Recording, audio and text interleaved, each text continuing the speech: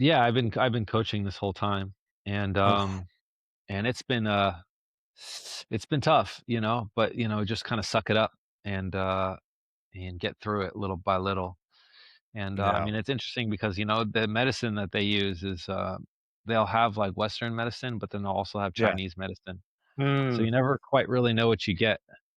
And sometimes, when I first moved to China, I mean, within like 2 or 3 days, I they fed me some noodles at the training center, Yeah. and these noodles are, they're called spicy noodles.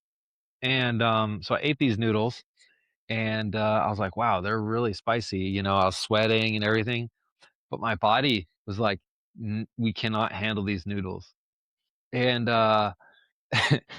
and I had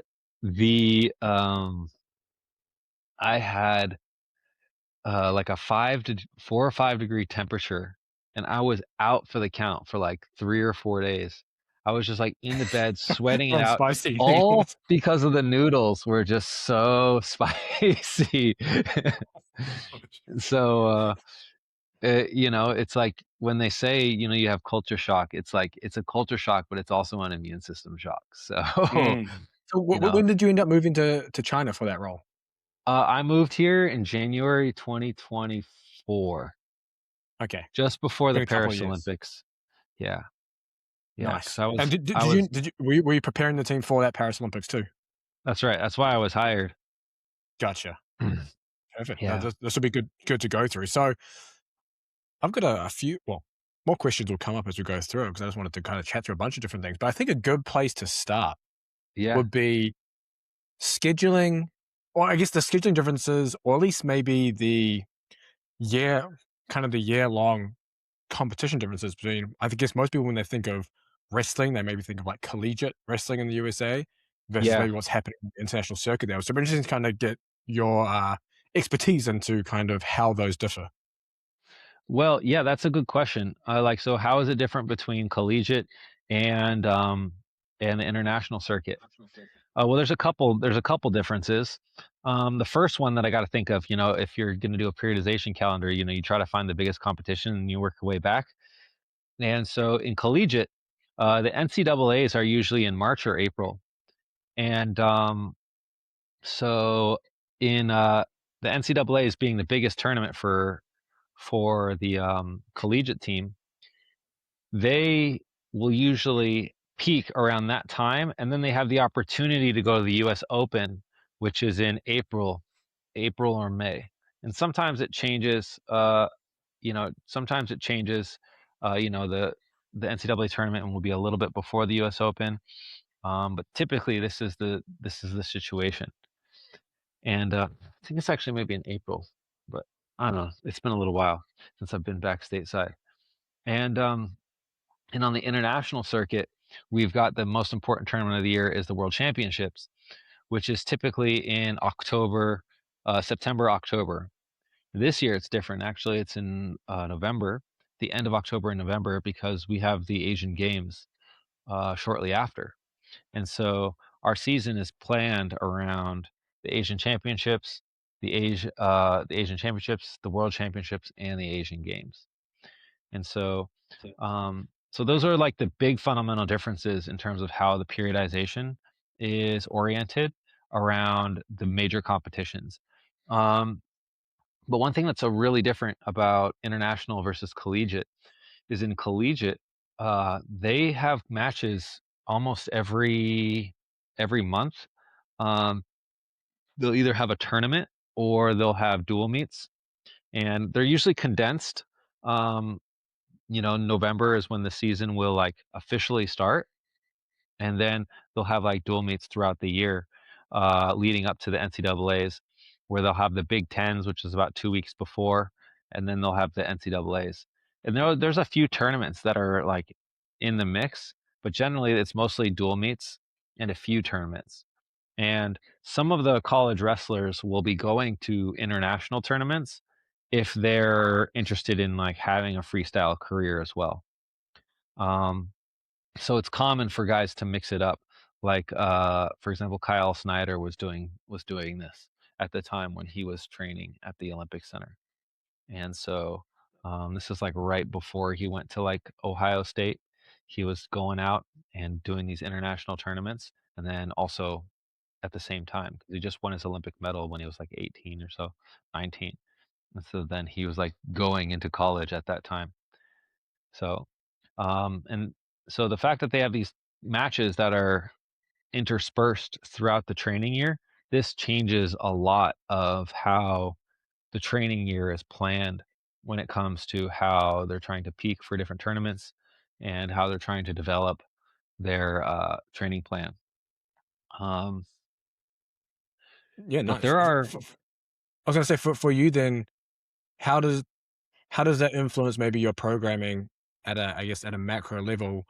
Whereas you mentioned collegiate, I mean, I think some of them almost wrestle every week as well, potentially, depending yeah, on they can yeah. So yeah, so how does that then change maybe how you I guess macro view Mm, program in that setting versus what you have now, where I'm assuming they still have some matches, but it's mainly just centered around the big 1, 2, or 3 competitions a year. yes. I mean, the biggest component of all this, the biggest training consideration for all this is the weight, because these wrestlers, they have to get down to weight multiple times, maybe a month. And as you know, that's like, you're taking energy away from your system, which is going to be taken away from adaptation.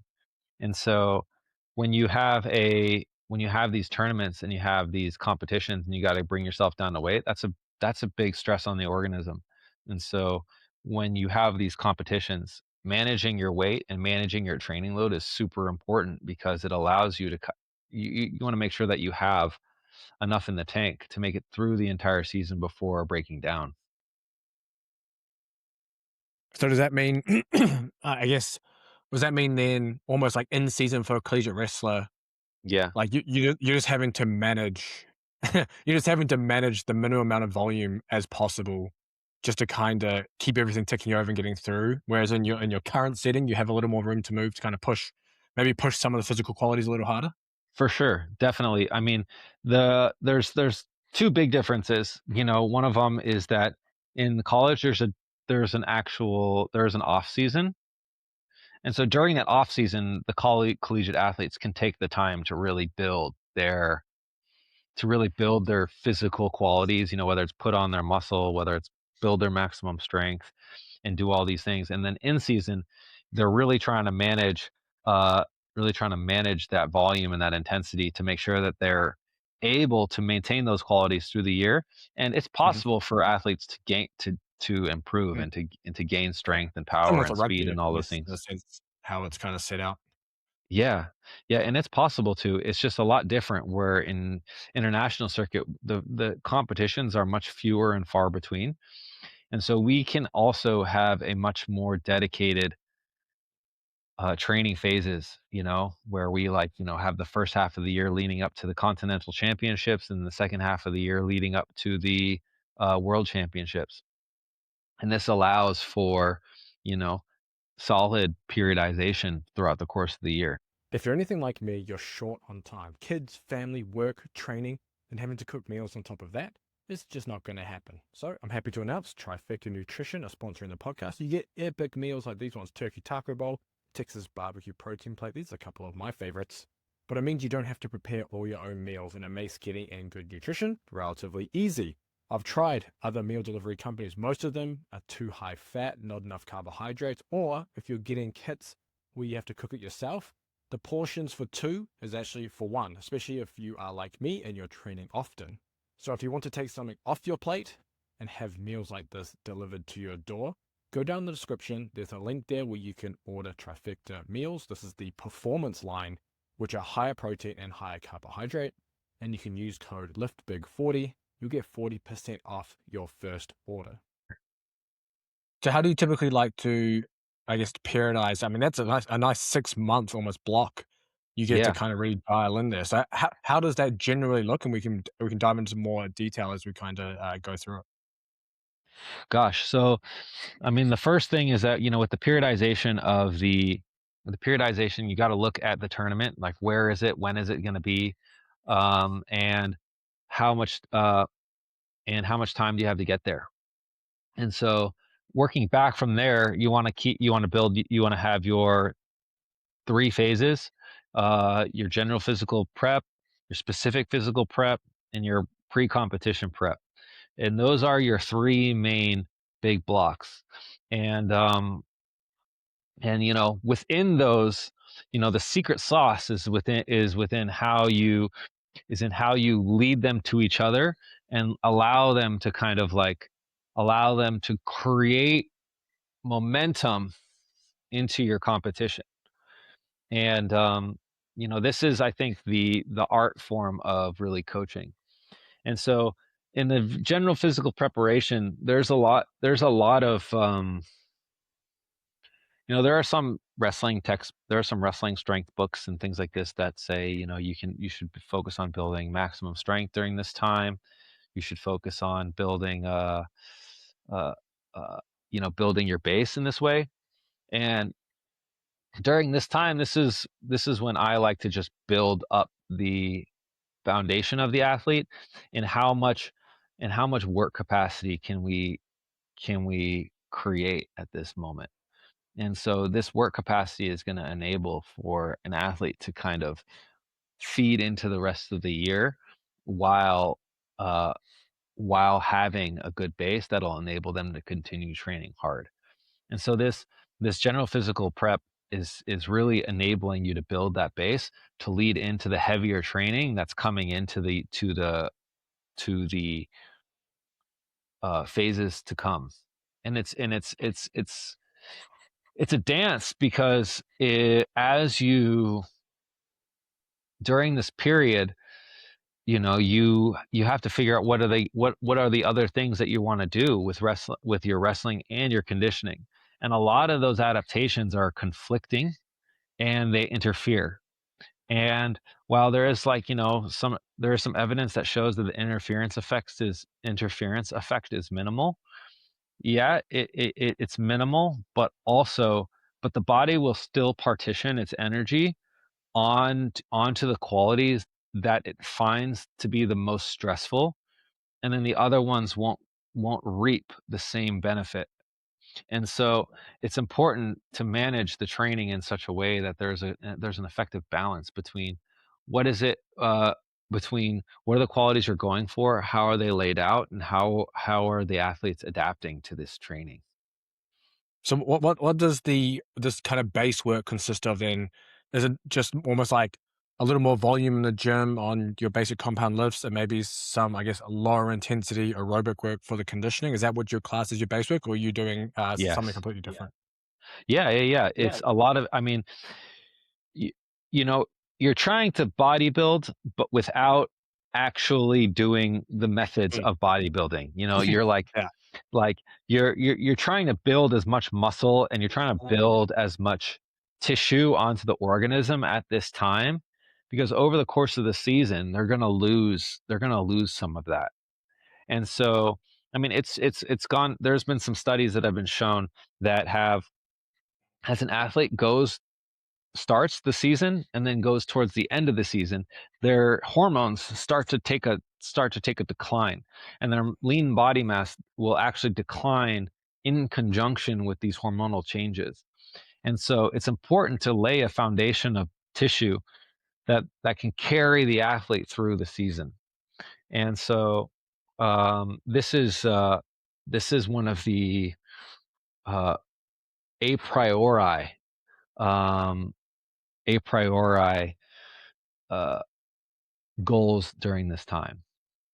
And Got it. most importantly is also determining what your strategy is for the whole year. These phases, they can really differ depending on the strategy that you have for that year, because of course you have your needs analysis, which determines, okay, what are our athletes going to be doing this year, where do we need to work, and what are our strengths and our weaknesses during this time. And that way we can actually prioritize and determine what are the things that need to be worked at this time, so that way we're not pulling the horse to two different buckets of water. And this is what I was talking about in terms of, like, the body will compete for compete Mm. resources for conflicting adaptations. So this is where it gets important to find a way to either find ways to compound these adaptations or prevent them from interfering. Nice. I've actually got some questions in the live chat here for you that will go well There's a into live some other questions, Dave. there's some Yeah, live there's a live chat. I got a live chat here on YouTube. People like Oh, to cool. people like to jump in and pick your brain on the stuff. There's actually really good questions that'll lead me into some other Sure, ones, but sure. this one by Shot by 3 BDU. How does an Olympic wrestler weekly schedule look, and how many live wrestling sessions are they getting, and how many S&C, etc.? Wow. Um, I can you can if you want to specify a country, I can tell you. It's this is one of the I think I'm very lucky in this regard because I wrestled for Team USA for about 10 to 12 years, and during this time, got to wrestle on the international circuit, and I wasted all my money living in other countries, training with all the other nations, and so I got to see how their schedules differed and also were the same. But I'll tell you how Team USA was. I can't really disclose what China's doing, but I can tell you what Team USA was doing. Mhm. So what we did is we had on Monday morning and Monday afternoon would actually, I should preface this by saying it changed in each phase. So during our general physical preparation phase, our specific physical preparation phase, our pre-competitive phase, and our competition phase, they always change. So this is Mhm. something that's to be that's different. Like for example, and back in the US, we would have in our general prep phase, we would even have weeks of like 4 strength training sessions per week, and then it would go into 3, and then to 2, and then 1, and that would happen. And then sometimes it was just 3-2-1 or 3-2-2 or 3-3-3 or 2-2-2 all year round. I seen it all, but it generally was Monday morning, Monday afternoon, wrestling. Tuesday morning, wrestling. Tuesday afternoon, strength training. Wednesday morning, conditioning. Thursday morning, wrestling. Thursday afternoon, wrestling. Friday morning, wrestling. Uh, Friday afternoon, strength training. And Saturday morning, we would run the mountain. In Colorado Springs, we had this thing called the Oh, incline, which I think is, in my opinion, it's one of the greatest training tools ever. It's like this old railroad track that would go up the mountain, and that's it by was the a. Garden of the Gods, is That's it? right. That's Yeah, right. I've seen it. I've seen it. Yeah, and it's awesome because no matter how good of shape you were in, it's always hard. And so it's like, and it took me like if you're in really good shape, you can do it in under 40 minutes. And if you're in like phenomenal shape, like if your VO2 max is like pushing over 55, then you can get under 30 minutes. And or even less. I had my VO2 max measured at like 63, and I could like, and it took me 10 years to get under 30 minutes. It's just like, it's a mental grind. It's just like, uh, I don't even know how to explain, but I think it's like one of the best training tools mentally, physically. I mean, you're just like in your lactate threshold beyond your lactate threshold the whole time. And, you're beyond your lactate threshold the whole time. And then you're like, and And the altitude. altitude gets higher, so you climb up 2,000, 3,000, about 2,300 feet, and you start at 7, so you're already like at altitude, and then you get higher. Yeah, it was one of my favorite things. But anyways, That's awesome. I digress from his question. We would live wrestle pretty much in every practice, um, but the structure of the structure of that live wrestling would change.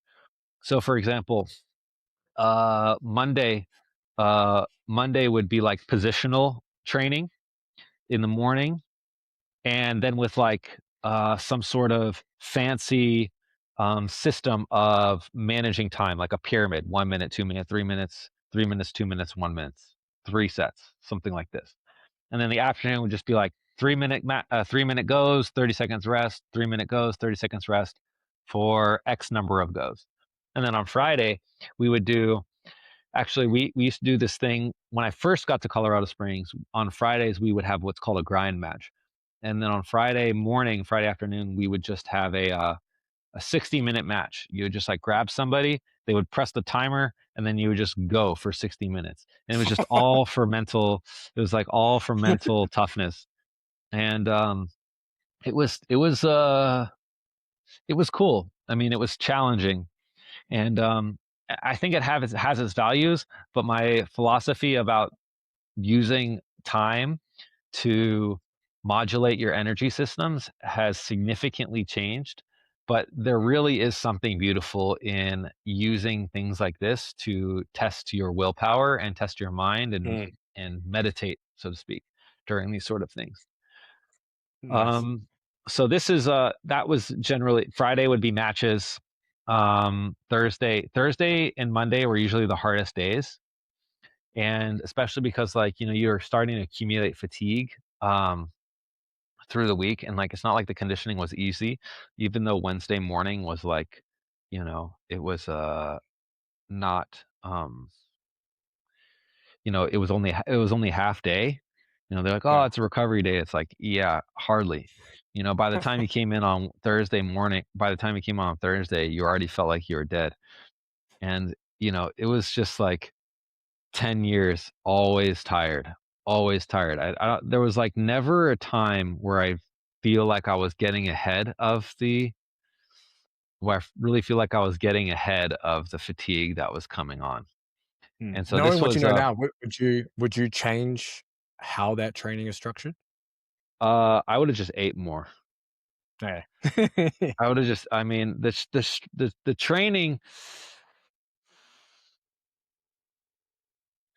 I think a lot of the times we get caught up in these little details about, when is the best time to train, what is the best order of training, and how do we optimize how we do our training. And our body is so adept at adapting that Mm, it will adapt to whatever you throw at it. Now you have to be careful, because if you are throwing the wrong things at it, it will adapt in the wrong ways. But generally speaking, unless you're like quite negligent, you'll be moving in the right direction so long as you're pushing your cardio, or you're pushing the correct qualities that you're trying to go for. The mm. biggest thing I see people that are guilty of is they're doing something and they're thinking it's going to have a training effect, but it really doesn't have the intended training effect. What would be some And examples of that? um Please. uh for example, like we see people trying to do like let me think of something. Okay. Like for Yep. example, when people try to like grab like do a wrestling move that's like weighted in some way, and they're Yeah. like they're like, okay, I'm gonna do like this move with a weight, and like think that that's gonna help me transfer into my wrestling. My skill work. Yeah. That's not really how it works. Like our bodies are super keen in how we adapt specifically to specific outcomes, specific scenarios, the balance, the feel, the timing. You're on a wrestling mat, which is another thing. The person Mm, has a certain weight balance. yeah. It's this is like another example. Or even like people are doing like the punching. Uh, People are doing the punching with the weights. Yep. Um, I think even I think even landmine training is kind of like one of these things. I really like landmine training, but we talk about it like it's rotational training, and there is like a rotational component to it, like, but it's more like unilateral training, which Mm. the body does express its force through these like diagonal patterns, but like to think that it's like doing this like direct fascial pattern across your whole body is like, dude, our whole body is working the whole time. muscles Yep. are co-contracting across the entire body, all the way from your toe to the hand that's holding the to your hand that's holding the weight. It's more or less a full body exercise. And in order for one to like really build rotational strength, it's got to be more or less focused on developing uh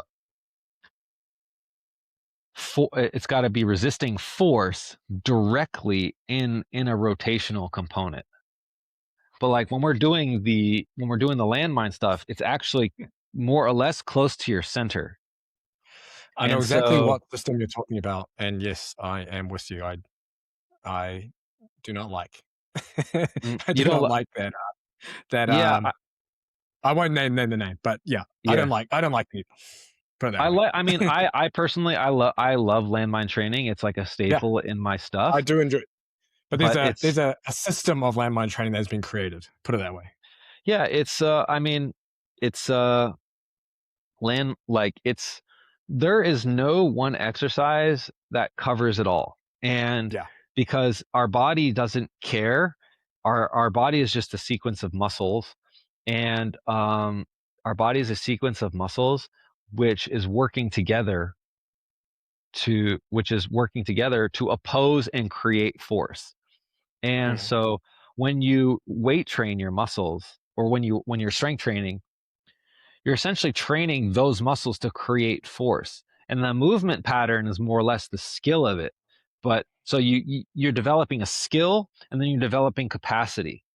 And there is a synergy between the two, which is important. Which, the sum is greater than the parts. But ultimately, when we're strength training, we're focusing on trying to build this capacity. And then when we go onto the wrestling mat, then the athlete has this capacity, and now it's their responsibility to train in a way that they utilize this capacity in their wrestling. And this is actually, uh, I think what kind of I initially piqued my interest about what your posts were about, because you were using a lot of physics in order mm, to talk about, you know, what should we be focusing on. And mm, I love this sort of stuff.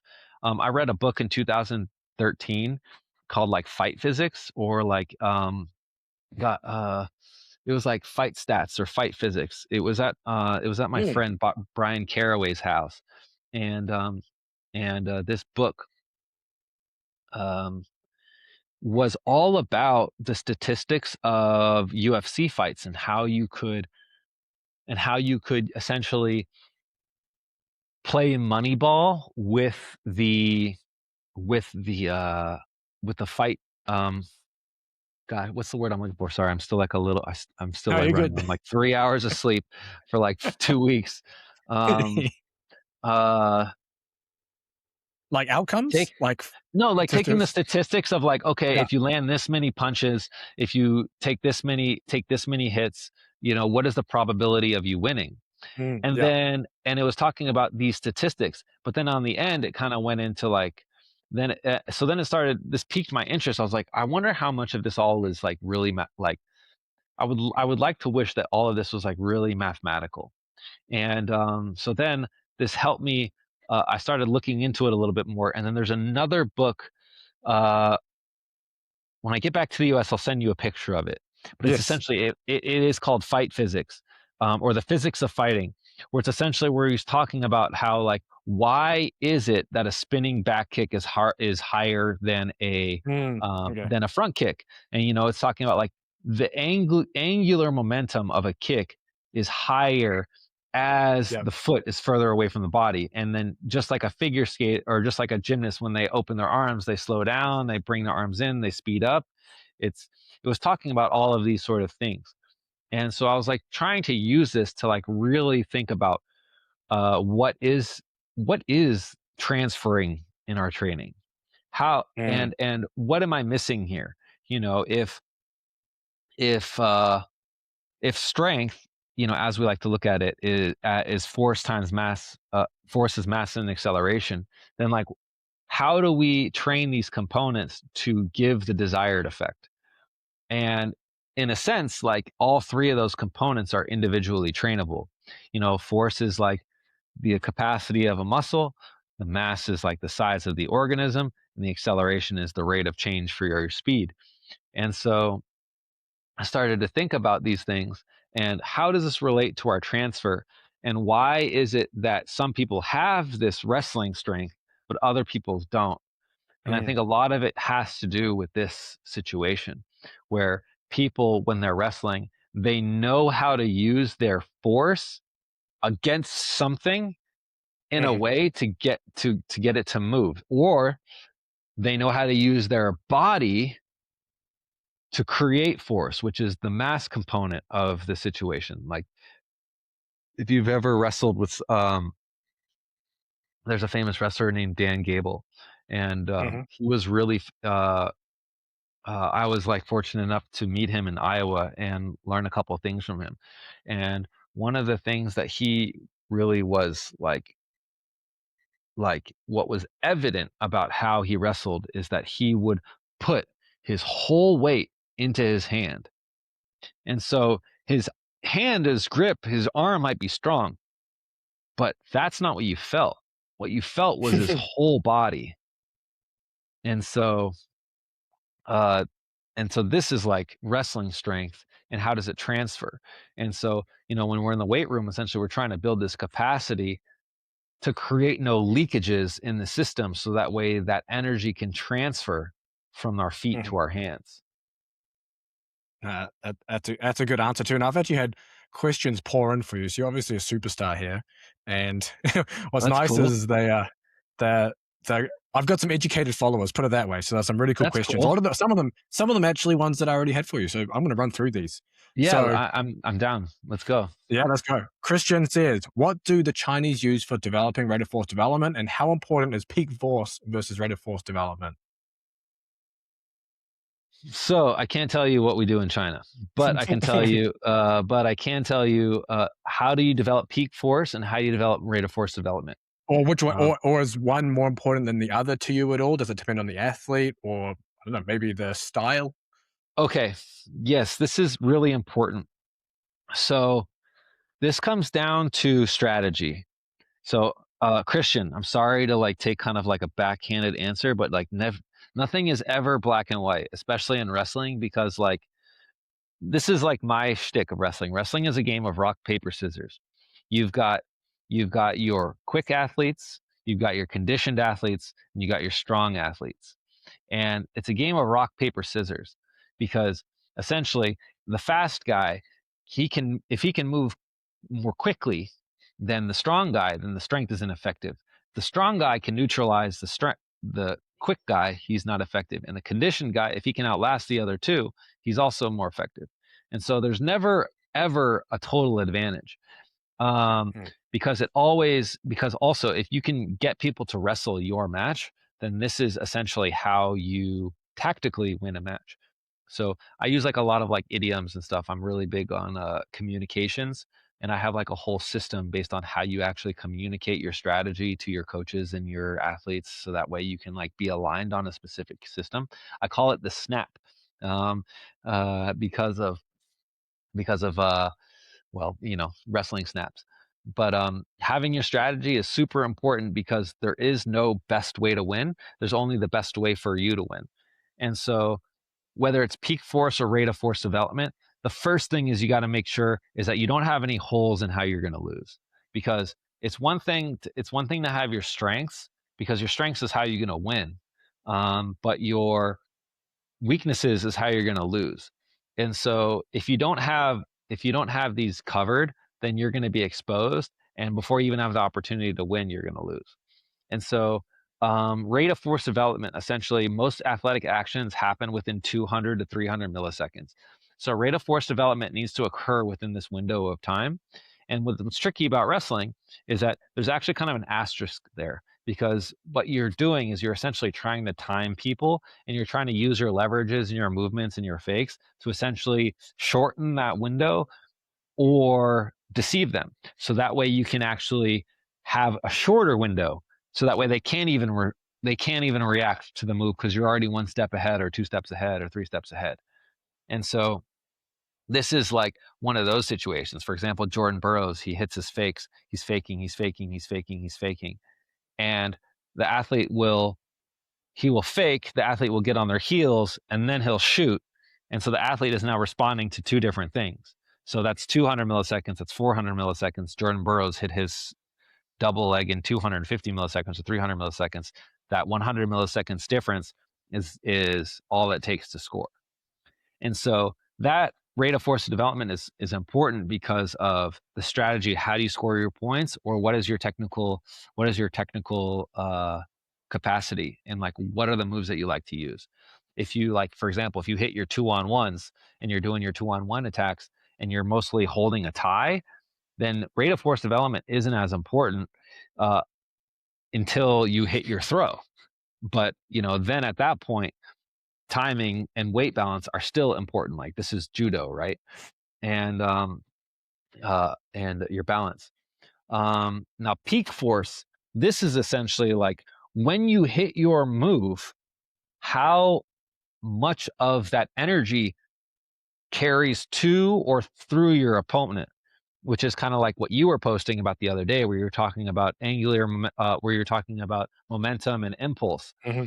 where you essentially have an athlete, your mass is going to stay constant, their mass is going to stay constant, but you have the opportunity to take your mass, hit it at a speed, and carry it through and use your force to carry it through them. And so, but that amount of force needs to change. So the capacity for you to create enough force is enough to change their momentum, which is the impulse. And so you need to create enough force quickly enough, which is the rate of force development, in order to get them off their balance, or to change their center of gravity, or execute your attack, whatever. So this is like the scientific answer to like that question. What I would like to say, generally speaking, is that rate of force development and power and force strength are both extremely important, and they feed into each other. Like, your strength is what helps you build your power, and your power is a function of your strength. And so you really want to build up your strength, so that way you have the capacity to express your power. But you have to train your power separately, so that way you can express your strength. And if you're just working on your strength, also, this is not really great to do indefinitely, because your body is going to adapt to that type of muscle action, the speed of movement, the exercises that you're doing. And this is how injuries occur, is that when you're doing one type of training for way too long, and then your body just adapts and normalizes to that type of training, and without enough variation to how do you say, to redistribute the stress. So this is important. Rate of force development is even more. Force is, can the body even protect itself? And rate of force development, can the body protect itself quick enough? This is also another component when it comes to like ACL tears and stuff. Is that, like, a lot of the times people will have an ACL tear, and then they will get back to playing. They'll be all good to go, and then they'll do like a jump on a force plate, and they'll notice that the ACL leg can actually not produce its force within 250, 300 milliseconds. And we were just talking about, if all actions happen within 250, 300 milliseconds, and this whole leg is behind, well, then the body is moving and the legs stay behind here. So what happens? Retorn ACL. And so this is like why people that tear those tend to re-tear them, because their rate of force development doesn't catch up to this. Generally speaking, strength is king, but rate of force development allows you to use your strength in a way to execute your techniques. Does that answer your question? Yeah, that answers it. I've got two follow-ups for you, and they're two separate ones, but I'm going to throw them both at you, and I'll come back to it if we forget one. One is around Okay. rate of force development. So you could say that kind of 250 to 300 milliseconds is almost like late stage rate of force development. Then obviously you have like really early stage, like 50 to 100 milliseconds, which would be like more of your quick response, I guess, plyometrics and Yeah, jumps and whatnot. Oh, quick response, plyos and whatnot. So, yeah, do you have like, uh, do, do you specifically, how would I frame this? Is that okay? Is early stage rate of force development something that you do focus on, even though it is, I guess, more contextual, let's just say, to say sprinting as an example, we have these really short ground contacts. And then my second yeah, question, which is kind of not related, but kind of is, so we'll come back to it. You mentioned obviously the yeah. different, I guess, types of wrestlers that you put together, like finishing ones, fast ones, or strong ones. Do you categorize your wrestlers in that way? And then they, I guess, maybe program separate or slightly differently based on their characteristics? Yes. The answer to that question is yes, definitely have to individualize training. Because people, I mean, so there was three things I forgot the second one. The first one was, did I forget all three of First them? one was on early versus late stage rate of force development Oh, and using like quick response, uh, or say plyometrics versus longer ground contact jumps or Olympic weightlifting derivatives. okay. I love Olympic weightlifting derivatives. They're super applicable for wrestling. Just the speed to get under the bar is important. The ability to catch the bar is important. The ability to develop force into it. If you're a Greco-Roman wrestler, you're training all of the applicable muscles for your lifts. In freestyle, it's not as much, but you can turn it into a split clean or Yeah. something like that, and then you have a little bit more of a direct um, direct carryover. But I have seen Olympic weightlifting carry over into power development. So it's doing what I need it to do for the athletes in terms of keeping them loaded, doing an exercise that they're familiar with, and helping them develop the qualities that I need. Plyometrics is kind of interesting. I have plyometrics are super important in the training just for to train, like you said, early stage rate of force development. I have some funny thoughts about this that I am looking to investigate at another period of my career. But essentially, that I wonder if those don't even exist on a wrestling mat because the mat Mm. will That's actually, kind of why I asked the question as well, because it's like where it may be more contextual, something like sprinting versus wrestling. But yeah, carry on. yeah. I mean, what's important is that the wrestling mat. The wrestling mat kind of acts like a tendon because you store energy. Like athletes train to use the mat as like part of their body. Mm. So it's almost like that's part of their tendon, and they have to learn how to use that. And so I would be curious to know how is the actual wrestling mat. Oh, I gotta plug this guy in really quick. How is the No, all good. wrestling mat? Uh, do this.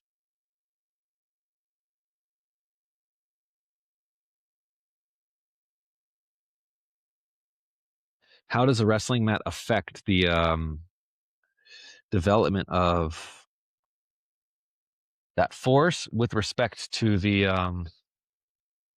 there we go.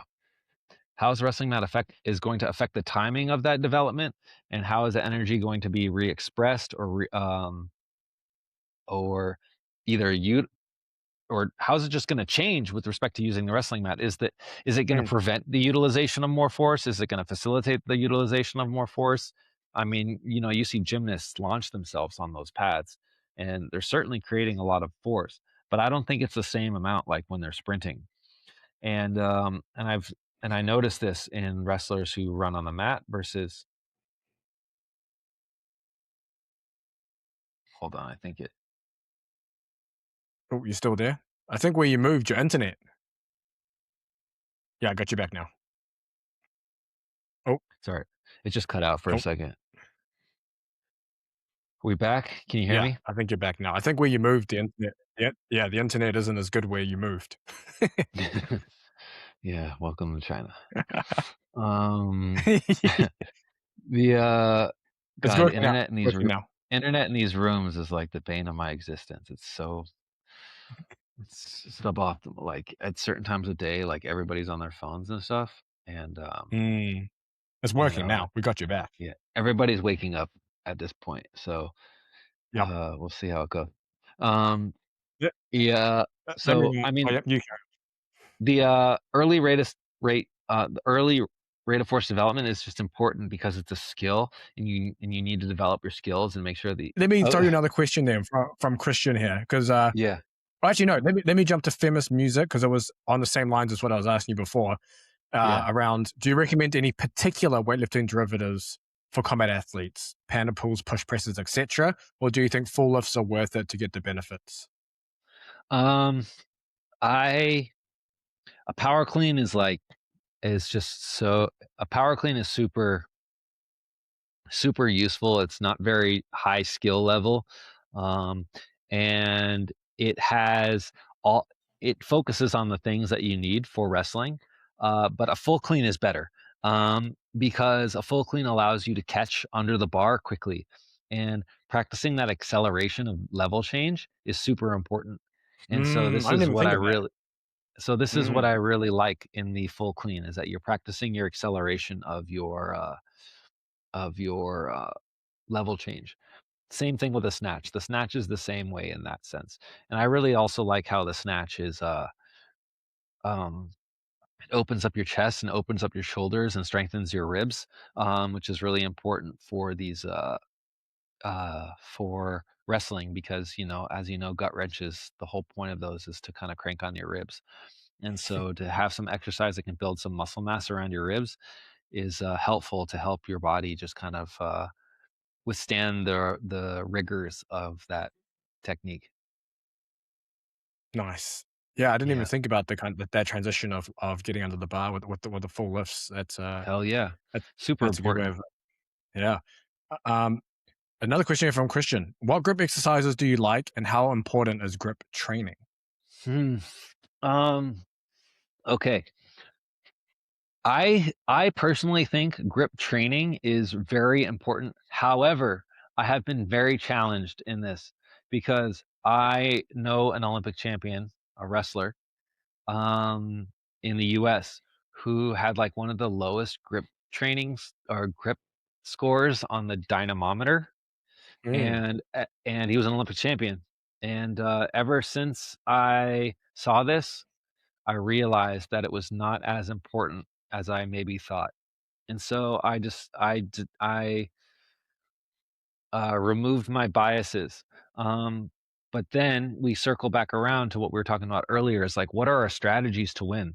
Like, he wasn't a wrestler that like held on to 2-on-1s, that held on to wrists, that like okay. used his grip to win. But if you're an athlete who depends on like your wrist ties, your Or like upper arm body ties, connection or anything. then it's going to be super important for you in that sense. Another wrestler, Alexander Alexanian, from Armenia, he's like Olympic silver medalist or two-time Olympic silver medalist, like five-time world champion or something like this. I don't know exactly how many world championships he has, but he's like a 5, 6 time European champion. His grip strength is like insane. He's like it's like 80, 90 kilos or something like that. And so it's super important in this sense. And one of the things that's like really interesting about grip training is that it's extremely specific to the training that you do. So for example, if you climb a rope, it's not going to make your Yeah, squeezing strength better. If you do your pinch strength, it's not going to make your climbing strength better. If you do your lumbrical extension, it's not going to improve your pinching. And so you can kind of go down a rabbit hole of grip training because like just within your hands, you have like a whole bunch of movements. You got your ulnar your deviation, your flexion, yeah. extension, deviation, all of those things, your rotation, open, close, just this is also a different muscle Yep. than this one, which is different than this one. Yep. So you Crump have versus like clamp versus yeah, there's all sorts. And so you have like, and then even with your thumb too, you have like, you have this, you have this, and this. They're all different. They're all different. There's all individual muscles for everything, and they don't carry over. Um, Charles Poliquin told me that you should just do one set of each of them just as hard as you can, and then that'll be enough because otherwise you will spend too much time training any one quality, which might not even be that important. So it's better to kind of like, this is one of the situations where it's better to put your eggs in all the baskets and just kind of like raise them up slowly over time, as opposed to just trying to like hammer one of them, unless it's like really kind of weak and you know that like, dang, I can't do my gut wrench because I keep losing hold of something, or I can't hold this 2-on-1, or I can't hold this lock because I'm losing a hold there. And that's, you know, that's a unique situation, which is all also just about your strategy. You know, it's funny. I just did a solo podcast last week, and I said the exact same thing as you just said.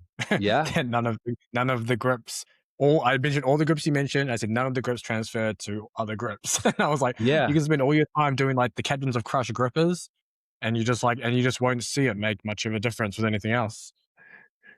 I'm gonna throw you another question here from yeah. the one that I had on my list that's just been asked here, which I think is a really good one, is what's the difference that you've seen between high level wrestlers and Olympians?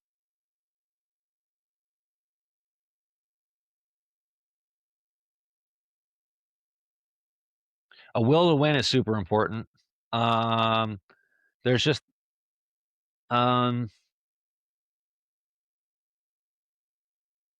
have a lot of answers here, so I'm trying to figure out how to go about this and like kind of share this in a way that is like more interesting. Let's see, I'm gonna get down on the floor like a teenage girl. Um, okay. The details are super important in their training, in their preparation, and how they handle their lives. They really, professionalism is extremely important in how they hold themselves, how they carry their job, how they carry their purpose. And this allows them to have the resolve they need to compete with the resolve they need to win. And because they have their details dialed in, they don't make mistakes where people are commonly making mistakes, because all these like little things they like add up. And so like if your nutrition is like off, if your sleep is off, if your training schedule is off, it's like all these like, even if they're like a little bit, just a little bit, all of those little things, those details add up to when you get to the competitions and have to perform. And these are and so this is one of the big things. And that carries into the preparation too. Like when they're like doing a move, are they focusing on the details that they need to be focusing on in that move, or are they just going through the motions? Are they training with a specific purpose, with the intention of getting better in specific planned ways? Is extremely important. So I would say number one is, the big thing is a strategy to win, and the willpower, and the willpower and means to get there. You know, I'll tell you about what my snap system is. And so this is, you have your strategy is your S. So do you have a strategy to win? And your next is N, is the narrative. Is what are you telling yourself in order to ensure that you are going to impose this strategy? How are you going to impose this strategy? A is your actions. What are the things that you're going to do in order to ensure that you're going across this, that you're executing this strategy? What are the actions you're going to go about? And then P is your plan. How do you plan those actions? So with your SNAP system, you have the ability to ensure that you are finding a way to win. You have a way to win. You have the mental map of how that's going to look. You have your action and your plan. And so the big difference between high level athletes and Olympians in this sense, and even the champion, and this even goes even higher for the champions and the second place, third place, is these details. And because when you start, like, because everybody is training hard. Everybody is training hard. Even the people that aren't professional wrestlers, they're training hard, you know? And but the difference is that these athletes are training hard and correctly. And they're doing the things that are that are consistently helping them get better in the way that they need to get better. And so this is one of the this is what I would say is the biggest difference between the Olympians and the high level athletes. And then Are of there course any there's I was gonna yeah, say, are there any physical qualities that you've seen maybe separate these 2 groups? I have seen some freak athletes for sure. There are some freak athletes that just have like exquisite qualities. Um, but at the end of the day, it's not so much like they have the one quality that helps them win. It's more Mm. so like I was talking about earlier, do they have holes in their game?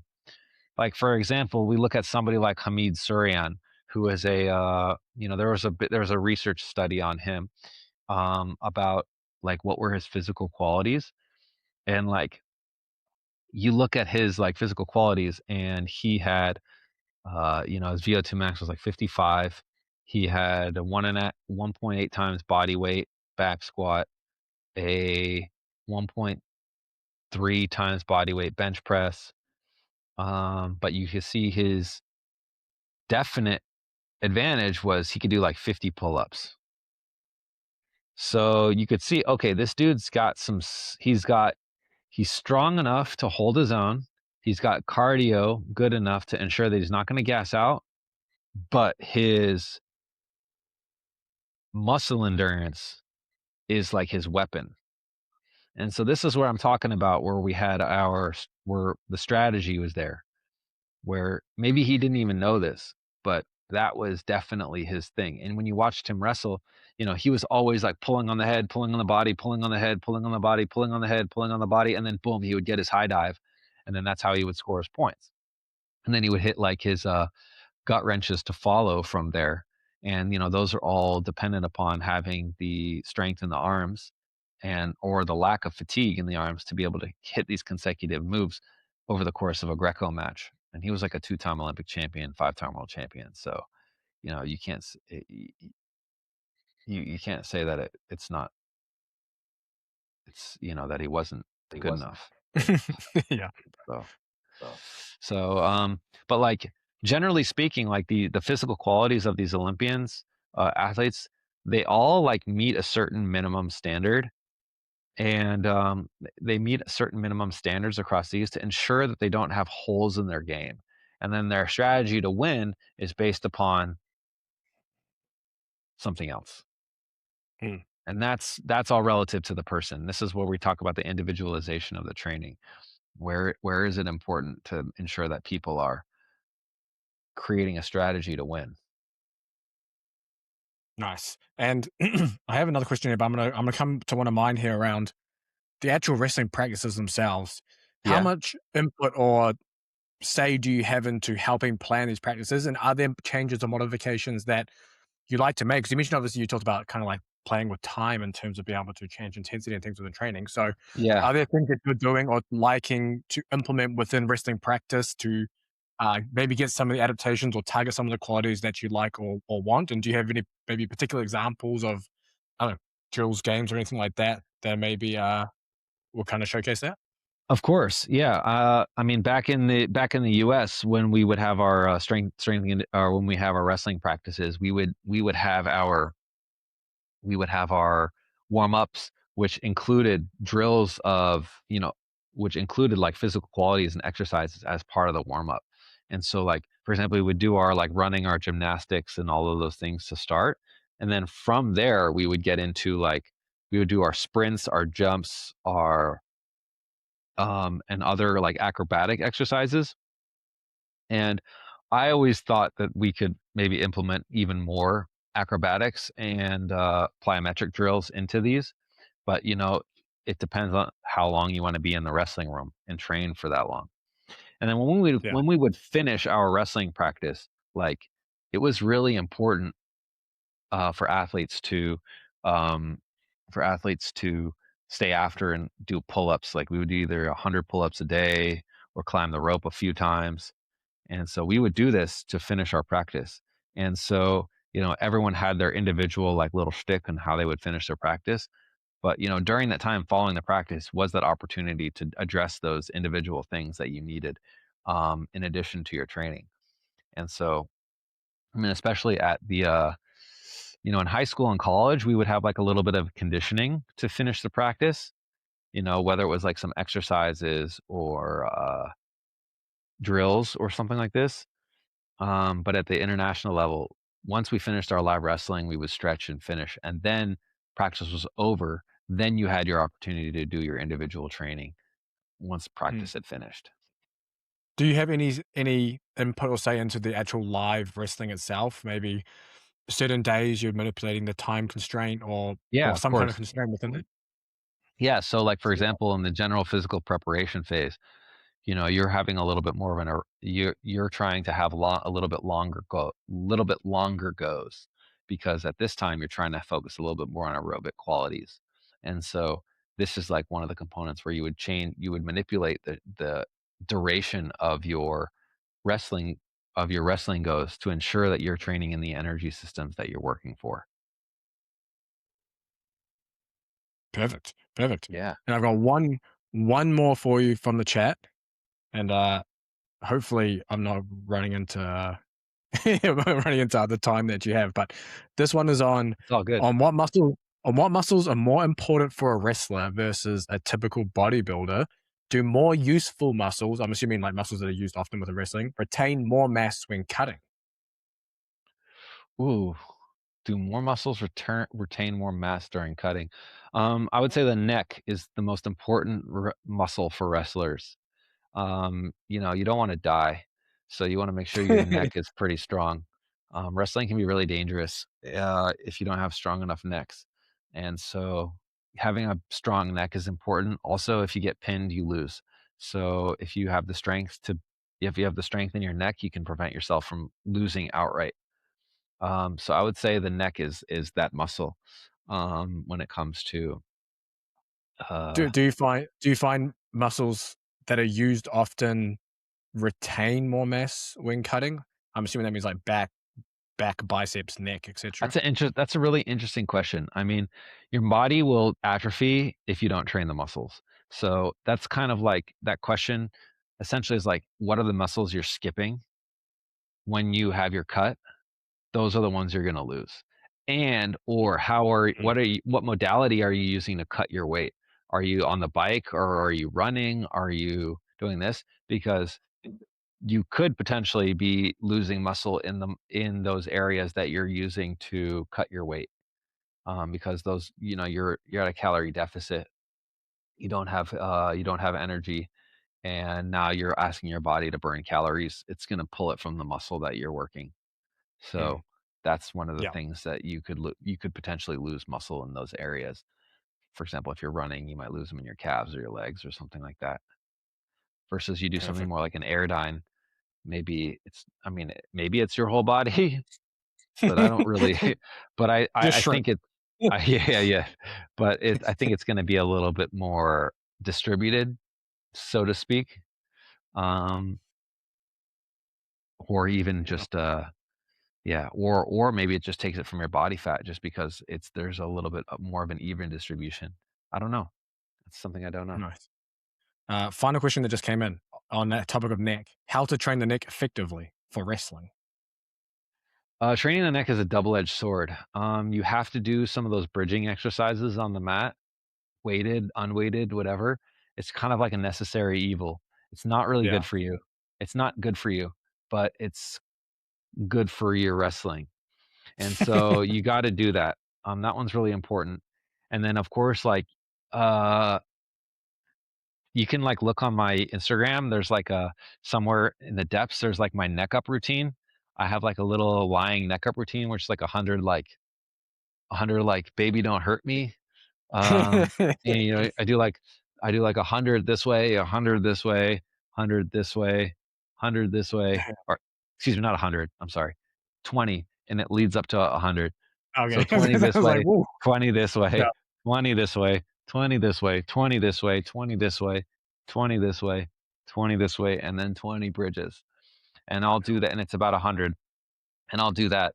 And I used to do that every other day for a long time. And that helped me with, I mean, I guess all the anterior muscles of the neck, and it's unweighted and it burns like a Mm, motherfucker. So it's yeah. like, so that's like a good unweighted routine that I like to do, like before practice, after practice, or whatever. And then of course, like you can just get the plate and do um, your plate extensions, your plates to the side, get your weighted stuff. And that's like one of my favorite. You only need to do a few sets of that every week. You got to be careful. You Mm, got to load. You got to load quick, slowly. Um, Try not to push it too hard, too quickly, because if you load it too hard, too quickly, you could get a stiff neck, and that's a pain in the ass. So, oh, yeah. or pain in the neck. So you want to make sure that you're um, improving at a slow but steady pace, and Yeah. try not to overdo it. Yeah. Back in the day when this must have been my early 20s and stuff, obviously hardcore into lifting, was big listening to like Jim Wendler and stuff. I used to have a neck harness next to my bed, and I used to use it at night before going to bed, like crazy shit Before like that, bed, Yeah. would you wake up with a Just like stiff neck all the time? no, I wouldn't do that. I was like progressively doing it, but it was all good. Do like neck That's harness interesting. off my bed and stuff. Just Yeah. man, we do crazy shit when we're younger.